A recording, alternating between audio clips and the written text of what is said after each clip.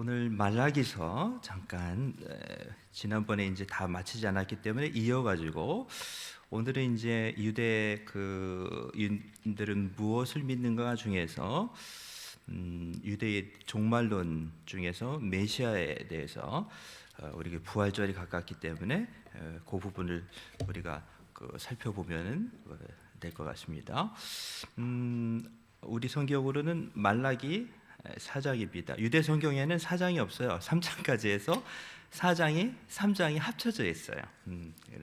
그래서 4장 보면은 4장 5절 6절 한번 읽어볼까요? 말라기서 4장 5절 6절 제가 읽겠습니다. 보라, 여호와의 크고 두려운 날이 이르기 전에 내가 선지자 엘리야를 너희에게 보내리니 그가 아버지의 마음을 자녀에게로 돌이키게 하고 자녀들의 마음을 그들의 아버지에게 돌이키게 하리라. 돌이키지 아니하면 두렵건대 내가 와서 저주로 그 땅을 칠까 하노라 하시니라. 기도하시겠습니다. 주님을 찬양드리며 이 시간 살아계신 성령님, 저희와 임재하여 주셔서 질병과 전쟁으로 고난당하는 이 땅을 참 메시아이신 예수 그리스도의 긍휼로 치유하여 주시고 엄정히 살아계신 주님의 정의와 심판이 또한 기다리고 있다는 이러한 엄연한 사실을 저희가 기억하면서 주님의 긍휼과 정의로 이 땅을 다스려 주시옵소서.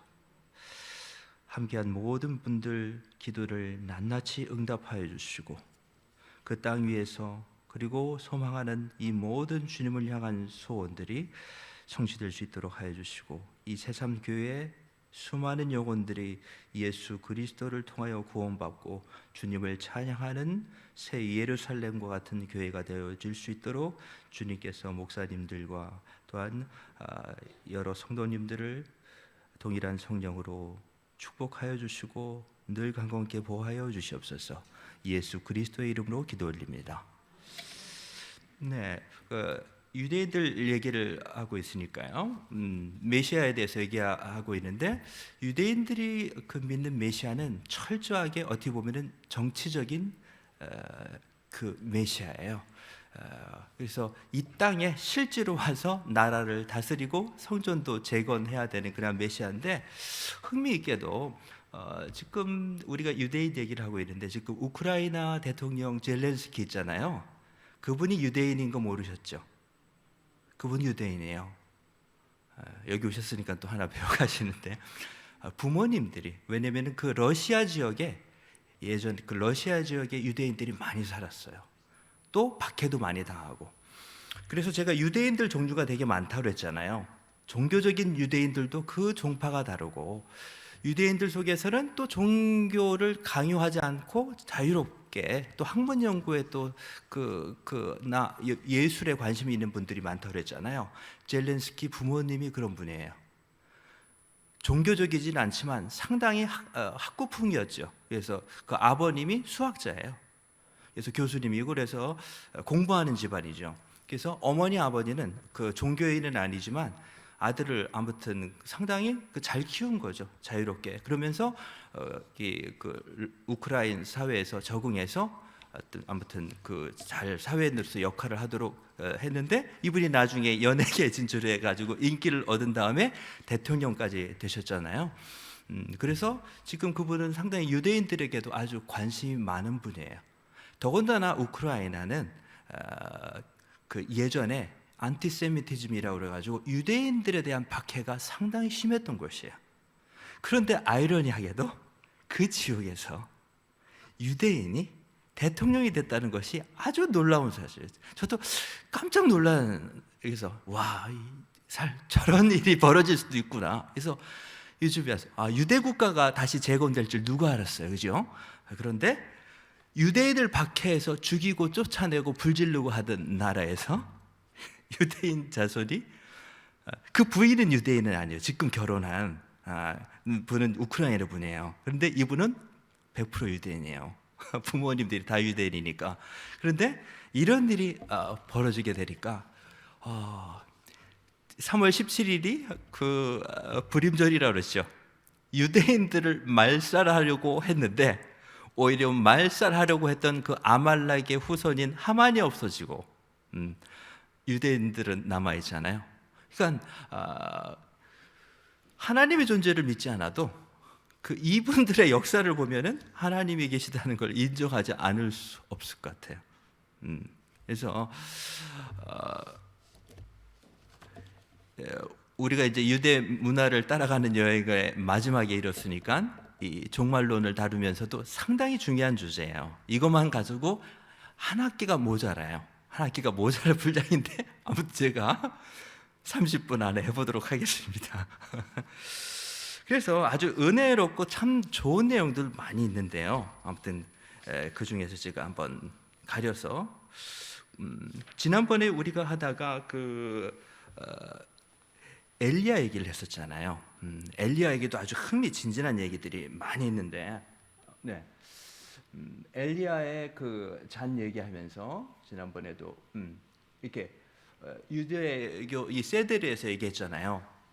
이렇게 15가지 순서를 아직도 지킨다 이렇게 하면서 우리가 설명을 했는데, 저는 이번에는 제가 세데를 한번 해보려고 그래요. 왜냐면 이게 가족 중심이니까 부활절 때 저는 한번 세드 형식으로 부활절을 한번 가족과 한번 지켜볼까. 왜냐면은 사진 자료도 필요하고 뭐 해볼까 하는데, 이 중에서 지난번에 유대인들은 이런 거 있죠. 랍비들도 풀지 못하는 난해한 문제들을 억지로 풀려고 하지 않고 이것을 남겨둔다 그랬죠. 이것은 다음 세대에 풀도록, 그것을 테쿠라고 그래요. 테쿠, 풀리지 않는 문제. 그거를 그 세데르에서도 마찬가지로 5잔을 써야 되냐, 4잔을 써야 되냐. 그런데 이 테쿠의 문제를 누구에게 해결해 달라고 남겨놨다 그랬어요? 엘리야에게 해결해 달라고 남겨놓는다 그랬죠. 근데 또 놀랍게도 이게 아니요, 우연의 일치라고 하기에는 상당히 이것들이 밀접하게 관련이 돼 있어요. 6월절 바로 의식을 성취하기 위해서 예수님께서 오셨고 스스로 6월절 어린 양으로 돌아가셨잖아요. 그렇기 때문에 복음의 핵심 가운데 가장 중요한 핵심이 바로 6월절이에요. 6월절. 그래서 여기에 복음이 다 포함되어 있는 거예요. 그런데 복음뿐만이 아니라 종말론까지 다 포함되어 있어요. 그래서 여기에서 우리가 다룰 주제 가운데 하나는 유대인의 종말론을 이해하기 위해서는 첫 번째, 유대인이 어떤 절기를 지키고 어떤 기도를 드리는지 보면 드러나요. 그 사람들이 어떻게 예배하는지 예배 순서나 내용을 보면 이 사람들이 무엇을 믿는지 알 수 있거든요. 그래서 이 사람들이 믿는 메시아에 대한 관념은 이분들이 지키는 예식, 기도를 보면 확연하게 드러나요. 그래서 오늘은 유대 종말론이 어떻게 나타나는가 중에서 제가 그걸 하기 위해서 6월절을 택했던 거예요. 시간을 여러 가지로 절약하면서 집중적으로 하기 위해서. 바로 유대 종말론과 구원론은 6월절 안에 다 들어있는 거예요. 6월절 의식 안에 이 포도주를 나누고 양들을 잡고 하잖아요. 그런데 지난번에 6월절의 4가지 잔은 출애굽기 6장 6절부터 8절까지 쭉 나오는 내용 중에서 4가지 잔을 중심으로 돌아간다고 했잖아요. 하나님이 우리의 구원자다라는 것을 얘기하기 위해서 바로 유대인들의 근거는 우리를 구원하신 하나님이라는 구원의 주제예요. 그런데 5번째 잔에서는 인도하여 내고라는 것은 아직 미성취로 남아 있다고 그랬잖아요. 그런데 말이에요. 기독교에서는 예수님의 6월절 그 행사를 통해서 6월절 세대를 통해서 예수님이 그랬잖아요. 받아 마시라. 이것은 너희를 위하여 흘리는 내 피니 너희가 이것을 먹고 마시지 아니하면 나와 상관이 없느니라 얘기를 했잖아요. 그래서 예수님 여기서 한 단계 더 나가요. 단순한 구원이 아니라 그 구원을 제가 그랬잖아요. 그리스도께서 죽음으로 인도하신다는 것을, 이 신비를 깨닫지 못했다는 얘기잖아요. 그런데 이 완성이 바로 6월절 의식의 완성. 이거를 통해서 우리의 주의 만찬이 탄생하게 된 거잖아요. 주님은 더 절정에 있는 6월절보다 더 고귀한 그 완성을 오시면서 새 언약을 바로 말씀하셨습니다. 이 포도주는 이 구원에 대한 약속인데 이 구원의 약속은 바로 나의 희생과 피해로 의해서 성취된다라고 분명히 말씀하셨죠. 그죠? 여기에서 유월절 유대인들의 세데르와 의식과 기독교인의 성취가 기독교인이 드리는 주의 만찬이 구별이 되는 거예요. 그래서 예수님을 믿는 유대인들 가운데서도 유월절 세데르를 지키는데 어떻게 하느냐? 예수 그리스도를 찬양하는 구원을 찬양하는 순서를 가운데 넣어요. 그래서 유월절을 지키는데 바로 유월절의 주인은 누구다?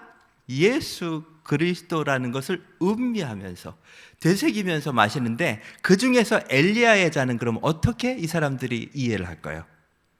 바로 엘리야는 예수님이 분명히 얘기했죠. 내가 오기 전에 먼저 와야 될 바로 침례 요한이다라고 분명히 말씀하셨잖아요. 그죠? 그래서 예수님은 엘리야가 마련해 온 구원의 길을 성취하시고 그럼에도 불구하고 지금 성취된 유대 세드르 가운데 메시아닉 유대인들은 엘리야의 잔을 누구를 고대하면서 그것을 남겨놓느냐? 바로 재림하신 예수님을 기다리는 재림의 표로 이해합니다. 아멘? 우리도 마찬가지겠죠. 그래서 이러한 엘리야에 대한 얘기가 그 유대 종말론에서 아주 중요하게 나타난다는 것을 알 수 있고요. 자, 그래서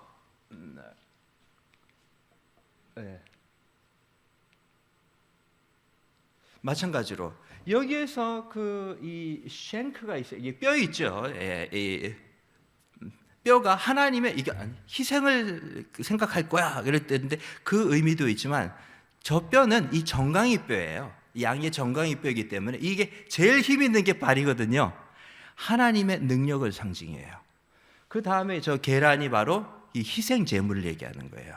희생 제물. 그래서 그 다음에 하나님이 이스라엘을 구출하면서 했던 이 쓴나물 있죠?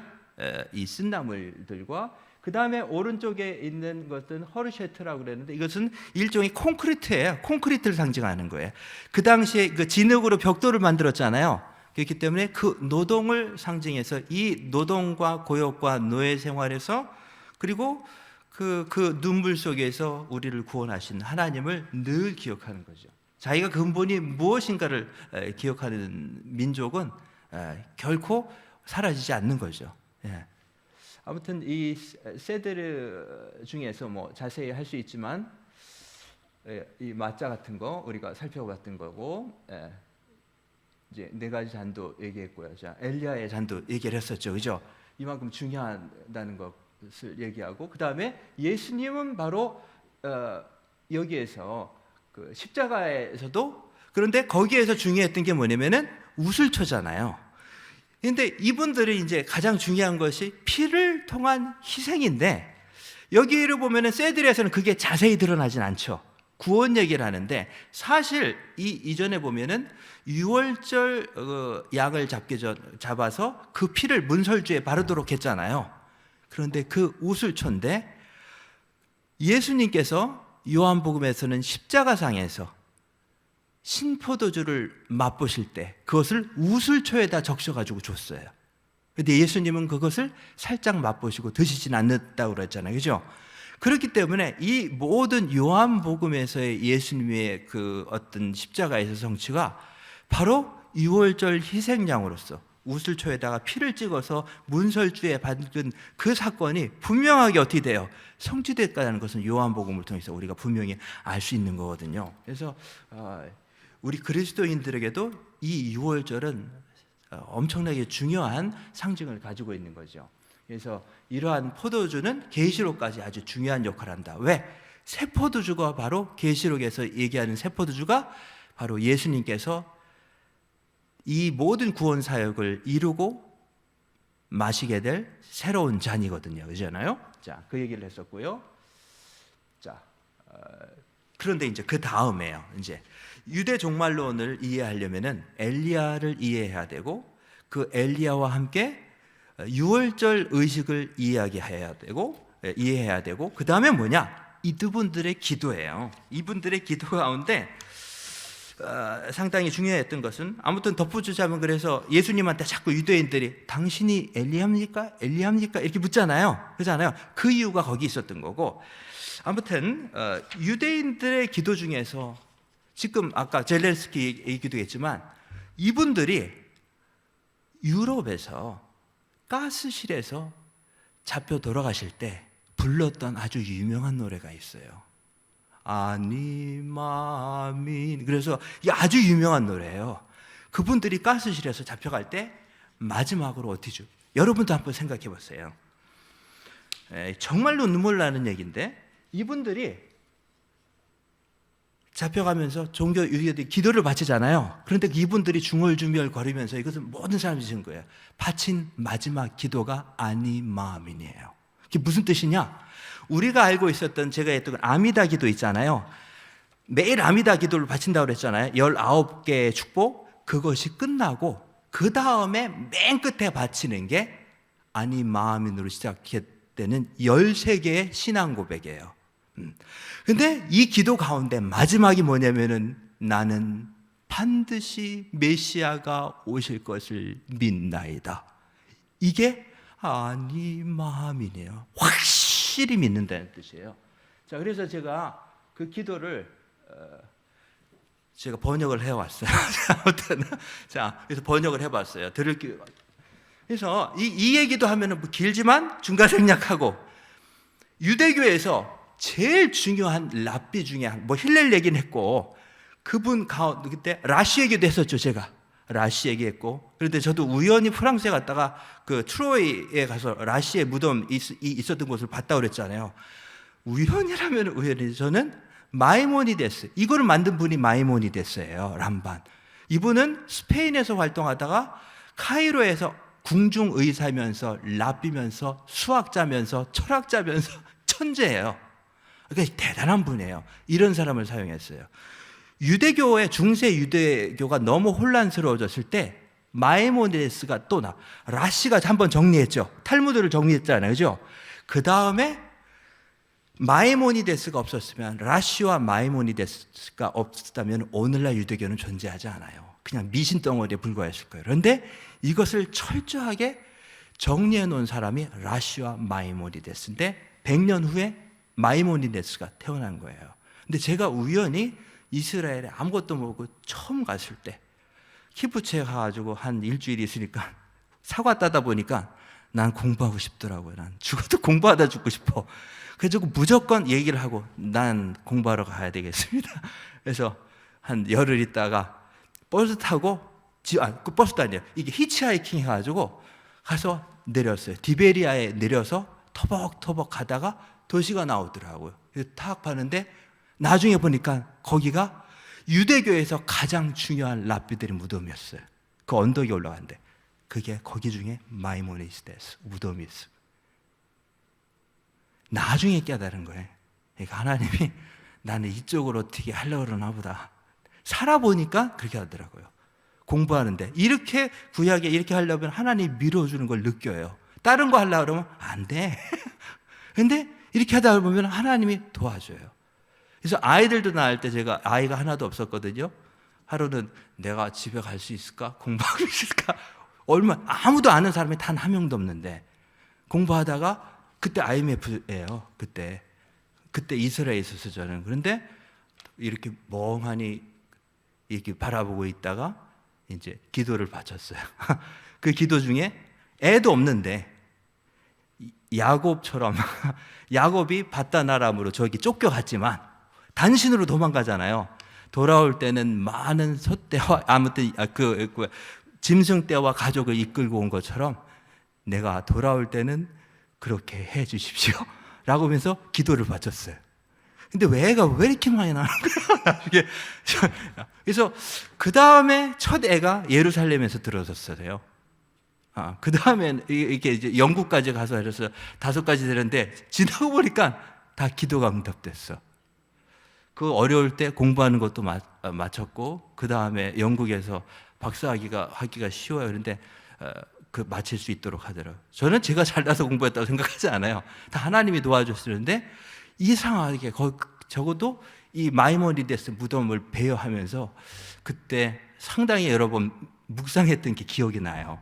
생각해봐요. 내가 이거 강의하려고 그러냐? 나중에는 이거를 먹고 살려고 그러나 보다. 그러니까 천직이 있는 것 같아. 이 마이모니데스가 뭐냐? 유대교를 정리했어요. 이게 13가지 원칙으로. 그 사람이 만들어 놓은 게 이게 12세기 사람인데 거의 800년 전 사람이잖아요. 이분이 정리해 놓은 것을 지금도 기도로 바쳐요. 유대인들이. 근데 이 내용이 뭐냐? 꼭 우리 무슨 사도신경 비슷하게 그 기독교에 나오잖아요. 그것처럼 되는데 아마 이분이 기독교를 보면서 연구했을 것 같아요. 쟤들이 저러는데 우리도 신학을 한번 정리해보요. 왜? 유대교에는 신학이 존재하지 않아요. 유대교의 신앙 고백이라는 게 없어요. 마이모니데스가 만든 게 유일해요. 근데 이 사람들이 가스실에 끌려가면서도 마지막으로 했던 기도 가운데 기도가 이건데 그 중에서 맨 마지막 기도를 외우면서 갈 거예요. 주여, 이 시간 메시아를 보내소서. 읽어볼게요, 한번 제가. 나는 창조주시며 아무튼 창조주며 그의 이름이 찬미를 받으소서. 창조하시는 것을 다스리시는 창조주 그분께서 모든 것을 홀로 만드시고 만드실 것을 믿나이다. 아무튼 창조에 관한 내용이 3가지가 나와요. 아무튼 그 다음에 계속 이어지고 그 다음에 예언자 6번에 그 다음에 예언자에 대한 얘기예요. 예언자의 말씀을 진실이 믿나이다. 다 예언에 관한 말이죠, 그죠? 예언자 모세가 그 다음에 8번 우리 스승 모세를 통해 그분에게 평화가 깃들. 이름이 나오면 복된 이름이 나오면 항상 이분들을 찬미해요. 복되신 그 이름이 찬미를 받으소서. 모세가 그러면 그가 평화 속에 잠들기를. 야훼 이름이라면 예를 들어서 주님 그러면 그 이름이 찬미를 받으소서 하면서 함부로 이름을 부르지 않아요. 그래서 하나님도 바로 부르지 않고 유대인들이 갓을 쓸 때는 god라고 쓰는 법이 없어요. 그래서 D로 쓴다고요. 그래서 이거는 유대인이 쓴 건지 알 수 있어요. 그래서 항상 그 이름이 나오면 주여 찬미를 받으소서. 함부로 이름을 부르지 않아요. 그런데 보세요. 이 기도의 마지막에 아직도 메시아를 기다리고 있다고요. 그 다음에 나는 변치 않는 토라를 아무튼 믿나이다. 10번 나는 창조주의 이름이 찬미를 받으소서. 그러면서 여기서 창조주는 하나님을 창조주로 부르는 거예요. 창조주에 대한 내용을 앞에 3가지에서 정리를 해놨고 그러면서 모든 생각을 알고 계시는 것을 믿나이다. 11번째 그 창조주는 찬미를 받으소서. 계속 그러죠. 찬미를 받으소서 하면서 이분들이 11번 보세요. 중요한 건데 반드시 보응한다고 그러죠. 하나님이 보상을 해요. 12번 나는 우리가 매일 고대하는 보세요. 누가 오기를? 메시아가 비록 지체할지라도 반드시 오라는 것을 참으로 평생 바쳤던 기도를 암송하면서 간 거예요. 나는 지체하지라도 메시아가 반드시 올 것을 믿나이다. 그 다음에 나는 창조주께서 기뻐하신 때 그 이름을 찬미를 받으소서. 그 이름이 영원히 높임을 받아서 뭐가 있나이다? 죽은 자의 부활이 있음을 믿나이다. 이걸 하면서 돌아가셨던 거예요. 끝까지. 이거 이전에 나온 아미다의 14번째 아마 제가 여기를 번역을 했는지 안 했는지 여기는 모르겠는데 아무튼 여기 놓고 제가 이제 아침에 좀 번역을 해봤는데 아미다가 19개의 축복인데 그 중에서 14번째, 15번째, 19번째가 다 메시아에 대한 얘기예요. 그 부분만 한번 읽어볼게요. 유대인이 이건 매일 바치는 거예요. 하루도 안 빼고 오늘 아침에도 이 기도를 바친 거예요. 예루살렘을 위한 기도에서 당신의 도성 예루살렘에 자비를 베푸소서. 당신께서 말씀하신 대로 그곳에 거하사 우리 시대에 다시 세우셔서 영원한 건축으로 당신의 종 다윗의 보좌로 속히 그곳을 세우소서. 찬미를 받으실 당신은 예루살렘을 세우시는 분이십니다. 15번째, 당신의 종 다윗의 새싹이 속히 피어나게 하사 당신의 구원으로 힘을 얻게 하소서. 당신의 구원을 위해 종일 고대하고 기도하오니 찬미를 받으신 주님께서는 구원의 힘을 싹트게 하시나이다. 맨 마지막에 19번째, 평화를 위한 기도의 끝에 맨 지난번에 서두를 가르쳐줬고 길기 때문에 평화의 기도 맨 끝은 이게 진짜 마지막이에요. 마지막 줄이 당신의 뜻이라면 주님 우리 하나님, 우리 조상들의 하나님, 우리 시대에 속히 거룩한 성전이 중건되게 하사 당신의 토라를 베풀어 주소서. 그곳에서 옛적과 더 오래된 날들과 같이 당신을 공경하게 하소서. 그리하여 주님께서는 옛적과 더 오래된 날들과 같이 유다와 예루살렘의 재물을 즐거워하게 하소서. 그러게 바로 에스겔서에서 새 성전이 중건되고 하는 이유가 바로 이거예요. 유대인들에게 메시아는 반드시 그 나라를 회복해야 되고 땅을 회복해야 되고 성전에서 제사가 드려지는 제사 제도를 회복하는 것이 메시아예요. 그래서 아무튼 이러한 희망들이 배어 있는데, 이 희망이 똘똘똘똘 뭉쳐서 한 대로 집중된 것이 뭐냐면 결국 다윗 왕가에 대한 희망이에요. 즉 다윗에게 약속하신 네 뒤에 이어질 왕위를 영원히 보존하게 할 것이다. 너는 죽어서 조상의 것을 가졌지만 네 위의 자식들은 계속해서 내 위를 계승하겠다는 약속이 사무엘하 7장 14절부터 주어진 내용이잖아요. 중요한 다윗 언약이잖아요. 그죠? 다윗 언약인데 이 다윗 언약이 얼마나 중요한지, 우리가 생각하는 다윗 언약보다 상당히 넓은 내용들을 담고 있어요. 그 중에서 우리는 다윗만 생각하는데 이분들에게 메시아는 다윗 왕가가 메시아 자체예요. 그 중에서도 메시아의 역할을 했던 중요한 왕들이 있는데 뭐냐? 그 중에서 히스기야, 요시야 있죠. 이런 분들이 아주 중요한 메시아였던 거예요. 그런데 이제 제가 탈무드 중에서 탈무드 베라코트가 예배에 대해서 이해하고 있는데 그 중에서 아주 인상 깊은 내용이 있기 때문에 이 부분도 제가 한번 번역을 해봤어요. 베라코트 28장 B에서 여기는 안 나올 거예요. 아마 분량이 너무 많아서 제가 번역한 걸 한번 읽어드릴게요. 아주 상당히 훌륭한 내용이에요. 무슨 내용이냐? 이건 예수님 당시하고도 연결되는 거예요. 사도 바울 당시하고. 이제 사도 바울이 돌아가신 이후죠. 왜냐면은 이제 유대가 사도 바울이 돌아가시고 그 다음에 최종적으로 유대가 함락되잖아요. 그때 이 유대가 함락됐을 때 탈출해가지고 학교를 세울 수 있도록 로마인들하고 협상을 하죠. 베스파시안이 포위하고 있을 때 그거를 협상을 해가지고 나간 사람이 그 유명한 요하난 벤 자카이예요.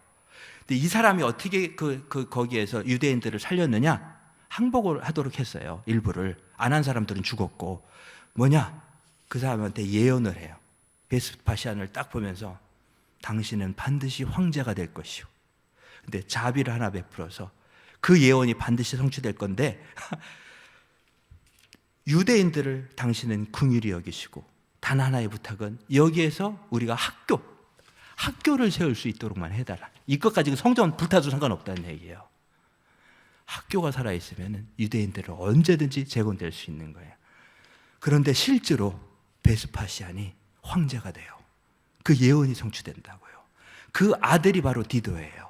아들까지. 그래서 플라비우스 황제 집안이 새롭게 시작되는 건데 그 요하난 벤 자카이가 대단한 인물이에요. 그런데 이분이 죽으면서 한 내용에 메시아에 대한 소망이 담겨 있다니. 그만큼 메시아가 중요한 건데, 자, 한번 들어보세요. 이렇게 대단한 사람, 120살을 살았대요. 진짜인지 모르지만 아무튼 80은 넘겼은 건 분명할 것 같아. 아무튼 그만큼 존경하는 랍비인데 이분이 죽었을 때 이야기가 아주 인상이 깊어서 제가 한번 번역을 해봤어요. 병상에 있는 랍비 요하난 벤 자카이를 제자들이 방문했을 때, 본문에 다 나오는 내용이에요. 그는 울기 시작했다. 엉엉 울. 선생님이 울어요. 그러니까 왜? 놀란 거지. 이런 적이 없으니까. 제자들은 이렇게 해요. 이스라엘의 등불, 의로운 기둥, 능력 있는 망치시며 그 생의 일들이 유대인의 미래의 기초가 되신 분께서 왜 선생님 우세요? 이렇게 하니까 당신께서는 천수를 누리지 않았습니까? 120살 하는데 뭐 더 살겠다 그러냐고 했더니 이렇게 얘기해요. 본문에 나온 내용 그대로 하나도 안 빼고 번역을 해봤어요. 얘들아, 내가 우는 것은 사람의 재판이 아니라 하늘의 재판관이 나를 기다리고 있기 때문이다. 그 평생을 토라를 지키면서 살았던 사람인데 죽음을 앞두고 하나님 앞에서 두려워하는 거예요. 잘 들어보세요. 나를 살과 피로 된, 그러니까 살과 피로 된 임금한테 데려가면 그는 오늘 살다가 내일 무덤에 묻히는 한때의 인간일 뿐이야. 그 임금이라는 사람은 그런 거야. 그래서 그가 노여워한들 나는 겁내지 않는다. 왜? 자기가 성질 내봤자 영원히 성질 내겠느냐? 왕이라고? 그리고 그의 심판이라는 것도 영원한 것이 아니다. 그가 나를 감옥에 가둔다고 해도 감금이라는 것도 영원한 게 아니야. 언젠가는 풀려날 거라는 희망이 있겠지. 그가 나를 죽인다고 한들 죽는 것도 영원히 죽이는 것이 아니다. 죽음 뒤에는 생명이 있지. 더군다나 나는 그를 말로 달래거나 뇌물을 주거나 재판관 앞에서 울면서 막 해서 봐달라고 동정을 얻을 수도 있겠지. 그런데 말이야, 이제 나는 왕들의 왕, 거룩하신 분, 그분은 찬양드려야 할 분에게 나는 데려감을 당할 것이다. 그분은 영원히 계시고 또 항상 계시는 분이다. 그런데 그분께서 나에게 노여워하신다면 그 분노는 영원한 것이고, 그가 나를 가두신다면 그 감금은 영원한 것이 되고, 그분이 나를 죽이신다면 그 죽음은 영원한 것이 된다. 나는 말로 달래거나 뇌물도 줄 수 없구나. 어떻게 하나님한테 뇌물을 줄 수 있겠어요? 더구나 내 앞에는 에덴 동산과 게헨나의 두 길이 놓여 있으니. 그래서 유대인들은 천국을 간 에덴이라고 그래요. 그대로. 그래서 천국에 간다는 말이 에덴 동산에 들어간다고 얘기해요. 그래서 내 앞에는 불 붙는 저 지옥 게헨나와 간 에덴이 두 가지 길이 놓여 있다. 아마 연옥이 있으면 이 사람이 연옥이 있었다고 얘기했죠. 가톨릭에서. 그런데 유대인들도 두 가지 길을 얘기했어요. 게헨나와 간 에덴이 있고 두 가지 길밖에 없다 나한테. 그러니 내가 울지 않을 수 있겠냐. 그러면서 게마라가 한 문단 지나서 게마라가 얘기해요. 그가 죽는 장면을 얘기해요. 딴딴딴. 그래서 한 문단 뛰어넘고 이렇게 죽는 장면을 얘기하는데, 이대로 할게요. 게마라는 이렇게 그의 죽음이 임박했을 때 마지막 말을 기록한다. 그가 말하기를 내 시체가 여기에 있는 기물들을 부정하게 만들까 두렵구나. 여기 있는 것들을 밖으로 내가라. 끝까지 할라카를 지키려고 그래요. 대단한 분이죠. 내 시체 때문에 여기 있는 것들, 왜? 시체를 접촉하면 다 부정한 것이 돼요. 죽기 전에 이것을 다 내가거라. 그러면서 딱 한마디예요. 유대의 왕 히스기야를 위해서 내 옆에 의자를 마련해 두거라. 그분께서 나를 데리러 위로부터 내려오실 것이다. 끝. 이거예요.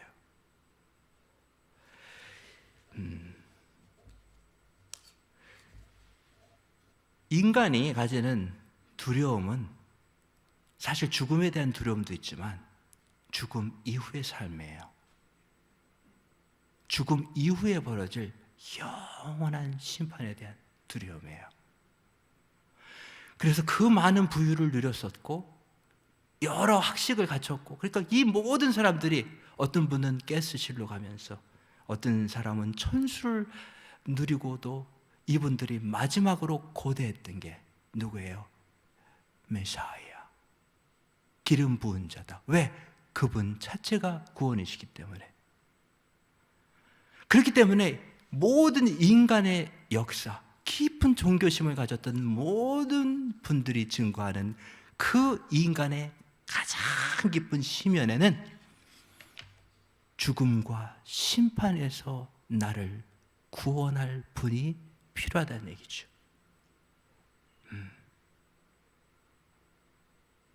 그분은 아직도 유대인들을 기다리고 있어요.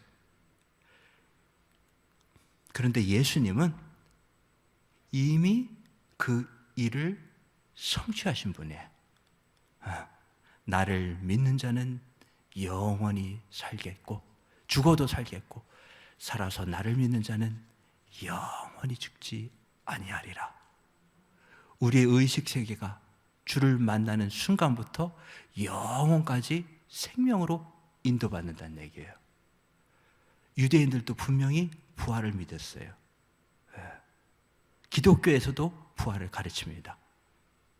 그리고 예수님은 부활하셨어요. 제가 읽었던 아주 훌륭한 선교사 중에 책 중에 레슬리 뉴비긴이라면 아주 여러분도 들어봤는지 모르겠지만 레슬리 뉴비긴이라는 스코틀랜드 영국의 선교사분이 계세요.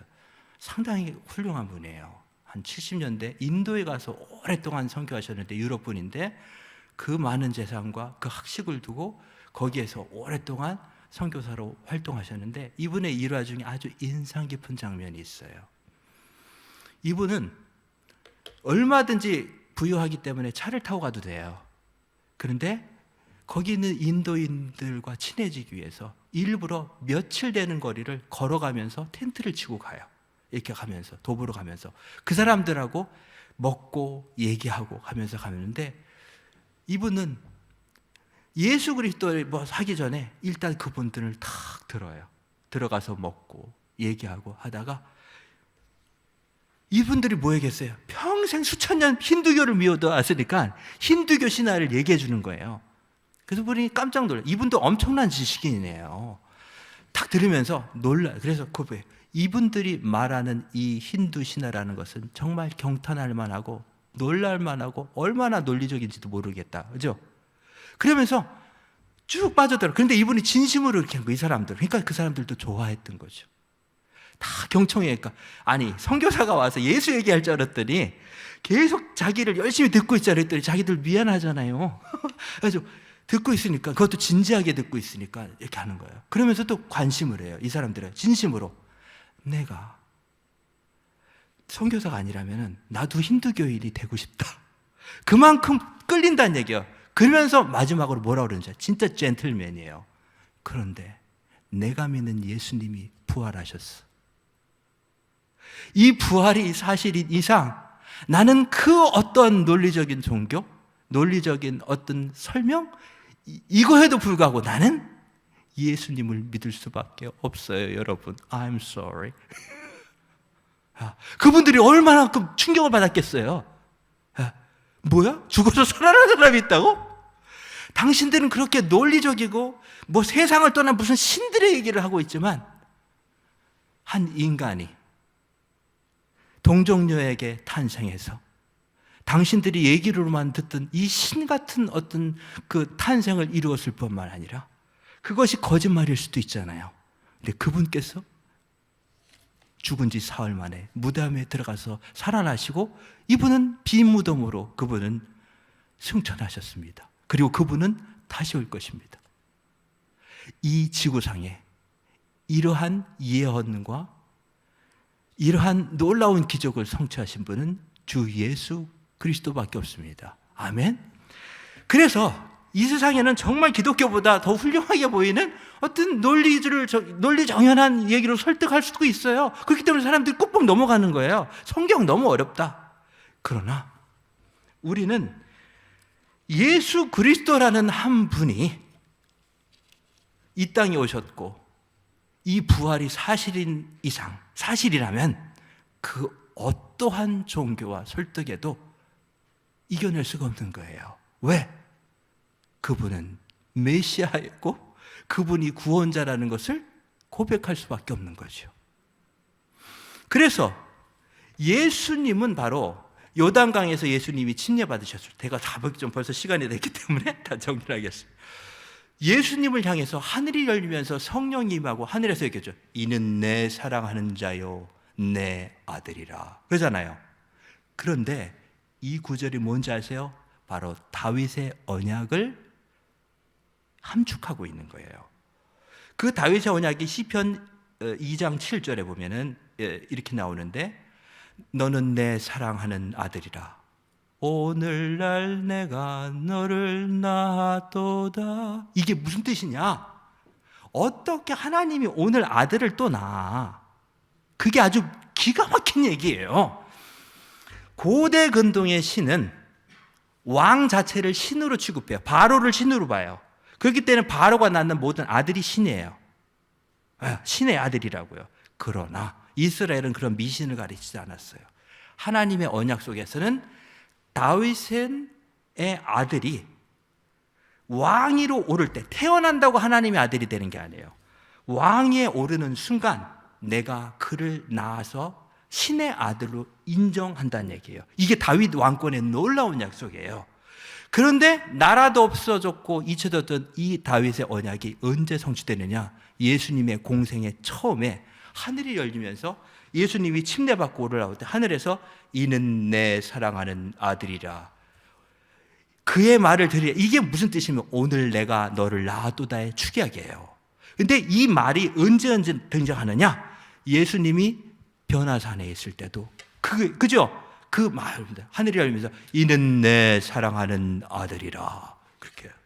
그리고 성경에서는 이 말을 뭐냐면은 예수 그리스도는 그가 부활하심으로 하나님의 아들로 인정되셨으니라는 구절이 다 뭐냐? 예수님은 공생애에서도 그렇고 변화산에서도 그렇고 부활하시면서 진정으로 뭐로 인정받았느냐? 하나님의 아들로 인정받았다는 얘기예요. 예수님이 부활하시지 않았다면 이 모든 것이 거짓말일 수도 있겠죠. 그죠? 그런데 그분은 부활하심으로 하나님의 아들이라는 것이 인정됐다는 얘기예요. 분명히. 그래서 사도 바울도 이렇게 한 거예요. 레슬리 뉴비긴의 말하고 똑같아요.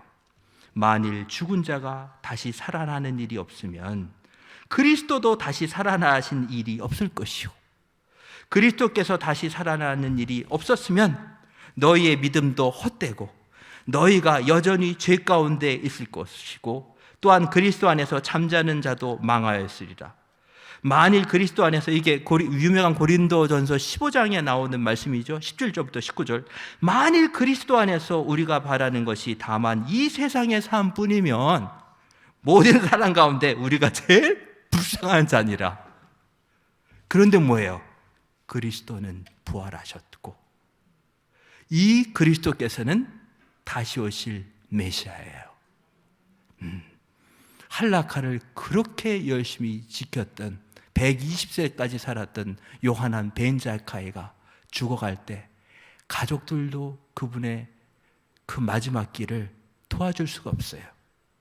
영원으로 인도하는 길은 영원부터 영원에 이르시는 분, 죽음을 이기시는 분만이 우리가 이제와 우리 죽을 때 우리를 하나님께로 인도하실 분이라는 것을 믿습니다.